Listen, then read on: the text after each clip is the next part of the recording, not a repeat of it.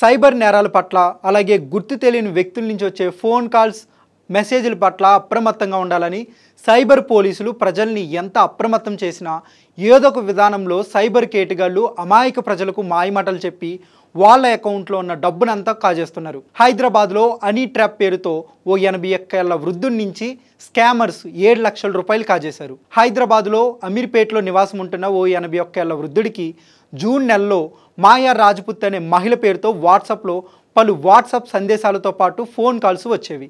ఈ phone calls పట్ల ఆకర్షితుడైన ఆ వృద్ధుడు తరచుగా ఆ మహిళతో చాటింగ్ చేసేవాడు, ఫోన్ కాల్స్ కూడా మాట్లాడేవాడు. అయితే ఇదంతా జరిగిన కొన్నాళ్లకు తన ఆరోగ్యం సరిగ్గా లేదని వైద్య ఖర్చుల నిమిత్తం డబ్బులు చెల్లించాలంటూ ఆ మహిళ డిమాండ్ చేసింది. దాంతో పాటుగా తన బంగారు ఆభరణాలు బ్యాంకులో పెట్టి లోన్ తీసుకున్నానని, ఆ లోన్ మాఫీ కావాలంటే కొంత డబ్బు అవసరం అయిందంటూ ఆ వృద్ధుడి నుంచి పలు విధాలుగా సుమారుగా 7 లక్షల రూపాయలు కాజేశారు స్కామర్స్. ఇదంతా జరిగిన కొన్నాళ్లకు మరింత డబ్బులు కూడా చెల్లించాలని ఆ వృద్ధుడిని భయభ్రాంతులకు గురిచేశారు.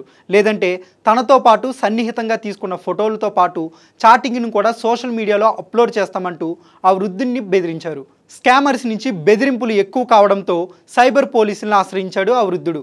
దాంతో కేసు నమోదు చేసుకున్న పోలీసులు ఈ స్కామ్లో ఇన్వాల్వ్ అయిన ముగ్గురిని అరెస్ట్ చేసి కటకటాలకు పంపారు. గుర్తు తెలియని వ్యక్తుల నుంచి వచ్చే ఫోన్ కాల్స్ మెసేజ్ల పట్ల అప్రమత్తంగా ఉండాలని, మరీ ముఖ్యంగా హనీ ట్రాప్ పేరుతో జరిగే మోసాల పట్ల అప్రమత్తంగా ఉండాలని సైబర్ పోలీసులు హెచ్చరిస్తున్నారు.